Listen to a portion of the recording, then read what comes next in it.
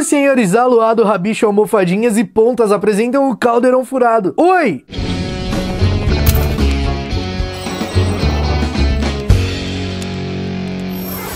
Fala aí, meus bruxos, beleza? É o seguinte, ó, já vamos começar esse vídeo se inscrevendo. Se você não for inscrito aqui no Caldeirão Furado, já para de perder tempo, deixa de ser trouxa, se inscreve e já mete o dedo aí no like, porque vai me ajudar e ajuda de verdade. Meus bruxos, muitos de vocês já devem saber que a cronologia de Animais Fantásticos terá um período de 19 anos. O primeiro filme, Animais Fantásticos e Onde Habitam, se passa no ano de 1926. Isso significa que o último filme da franquia se passará no ano de 1945.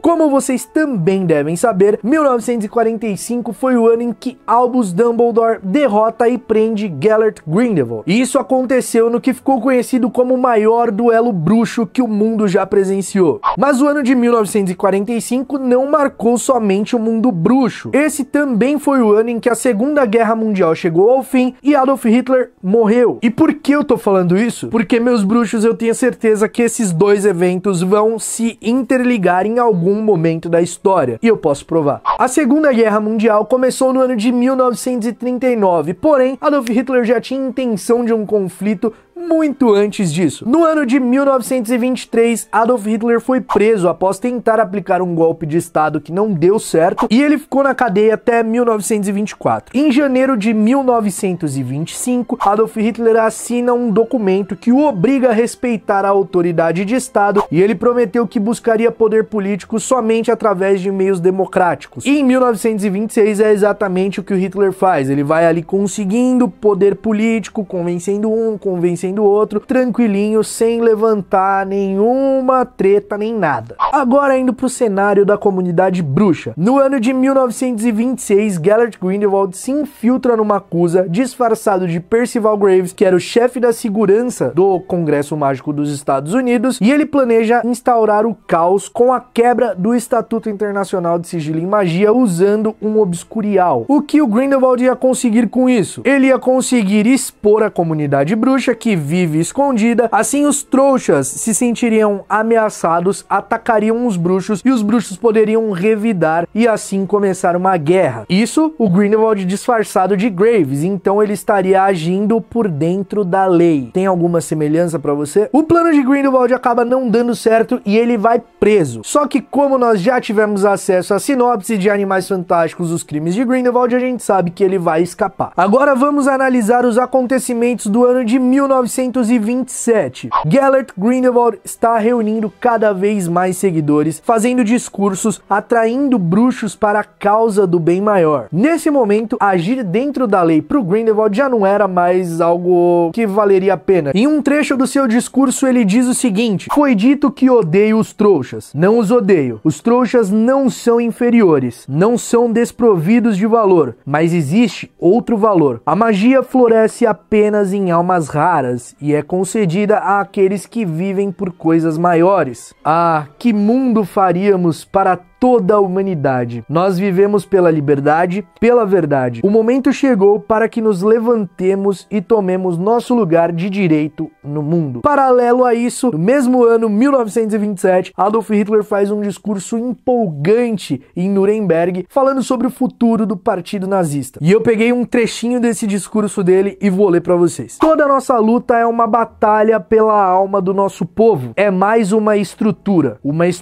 que consiste naquelas mentes que são as portadoras da nossa visão de mundo e que serão a base do novo Estado. Cara, a semelhança entre os dois é gritante. E isso tudo aconteceu no mesmo período, em 1927. Ainda falando de semelhanças, isso vocês já estão cansados de saber, Adolf Hitler se apossou de um símbolo que já existia, a suástica, que tinha um significado, e o ressignificou, transformando em um símbolo que dava medo, pavor nas pessoas. Para quem era inimigo e via aquele símbolo, aquela suástica nazista, sabia o que significava. Essa passou a ser a bandeira da Alemanha. No mundo bruxo, Gellert Grindelwald fez exatamente a mesma coisa. Ele pegou o símbolo das Relíquias da Morte, deu uma mexidinha nele ali, e no pôster que saiu, né, no novo material, a gente consegue ver uma bandeira com uma parte desse símbolo aparecendo. E lá na San Diego Comic Con, esse símbolo apareceu no telão depois que o Grindelwald deu o seu discurso, né, falou lá com os convidados, esse símbolo apareceu, então ele é o símbolo das Relíquias da Morte, com 2 Gs ali que represente Gellert Grindelwald ou talvez Greater Good, que é o bem maior. Esse símbolo no mundo bruxo causava o mesmo efeito que a suástica causava no mundo trouxa, tanto que o Viktor Krum queria bater no pai da Luna lá no casamento do Guy da Fleur, porque o pai da Luna tava com o colar das Relíquias da Morte. As semelhanças não param por aí. Tem um vídeo que eu fiz sobre as referências, né, de Harry Potter ao nazismo, tá aqui no card, inclusive foi censurado pelo YouTube. Obrigado, YouTube, por ter censurado só porque a gente tá falando de história.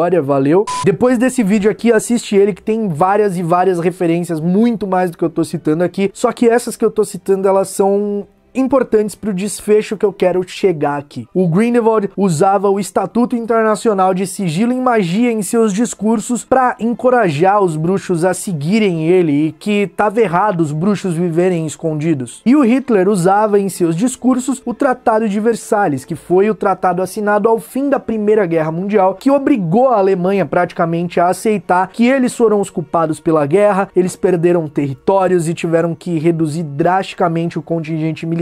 Isso fez com que a Alemanha ficasse cheia de dívidas e numa crise que parecia ser irreparável. E isso era o que o Hitler usava para conquistar o povo. E os dois, tanto o Grindelwald quanto o Hitler, eles sabiam conquistar as pessoas, as multidões, as massas. Tudo bem. Agora, se todas essas características que eu falei aqui ainda não fizeram sentido para você e você acha que não, os acontecimentos não vão se cruzar ou interligar de alguma forma na história, me responde por que um bruxo, seguidor de Gellert Grindelwald, estava usando o uniforme da SS, a polícia nazista. Pois é, meus bruxos, no discurso que o Grindelwald fez lá na San Diego Comic Con, tinham bruxos, o que provavelmente é uma cena do filme, atrás dele, seus seguidores, e tem entre os seguidores um cara usando um uniforme da SS. Se não é o uniforme da SS, é muito parecido. Se liga aí, compara um com o outro. Supondo que esse bruxo realmente seja da SS, uma polícia nazista trouxa, o que ele tá acontecendo, cara? Ele era um espião?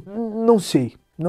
E aí, meu bruxo, eu quero saber o que você acha. Esse cara aí é um espião do Grindelwald? Estava infiltrado ali na SS para ver que caminho as coisas estavam tomando ali na Alemanha. Ele sabia que Adolf Hitler estava ascendendo ao poder e iria fazer alguma coisa para ascender ao poder e fazer o que ele fez, que todos nós sabemos, né? Que foi dar início a um dos conflitos mais mortais que o mundo já viu. O que vocês acham? Eu não sei o que achar ainda, não consigo formular nada na minha cabeça, só isso mesmo. Mas eu quero saber o que vocês também acham. Provavelmente Hitler e Grindelwald trabalharão juntos, o que seria meio estranho, já que o Grindelwald quer a submissão dos trouxas. Eu acho que não daria muito certo, mas eu quero saber qual a sua opinião, o seu ponto de vista sobre isso. Enfim, eu só sei que esses eventos, esses acontecimentos, eles vão se interligar sim, e eu quero saber por que um bruxo, seguidor do Grindelwald, estava usando um uniforme da SS. Então é isso, meus bruxos, o vídeo vai ficando por aqui. Deixa o seu like aí porque ajuda, vai me ajudar pra caramba. E se você não era inscrito aqui no Caldeirão,